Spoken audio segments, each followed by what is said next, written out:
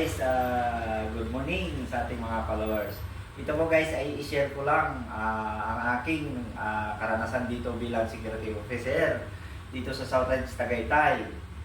Guys, ay mayroon mga na-encounter tayo mga guard.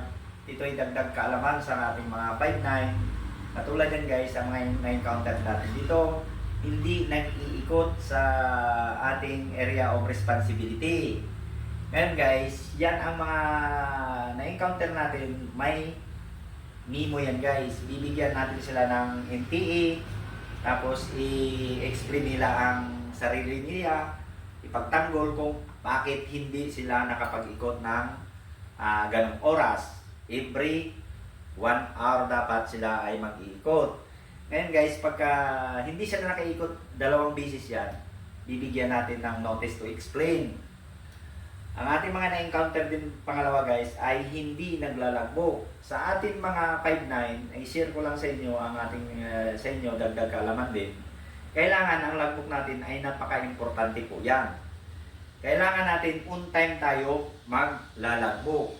Kasi just in case mag-ikot ang security officer nyo o in charge sa gabi, pipirmahan niya yan guys. Yan ay katunayan nga talaga ang security officer natin bilang SIC ay nag-iikot. Pagka hindi ka naglalagbo, i-report sa akin ng SIC ay gagawang ka namin ng notice to explain bakit ganon. Ngayon, pangalawang bisis, pangatlong bisis mo gagawin, ay magkakaroon na tayo ng suspension o kaya report sa opisina. Kaya kailangan guys, bilang isang security, kailangan alamin natin ang trabaho natin, alamin natin yung, kung hindi natin alam, magtanong tayo sa ating security officer para sa ganon, hindi kayo magkakamali. Magkamali man kayo, at least, wala naman bayad po ang tanong.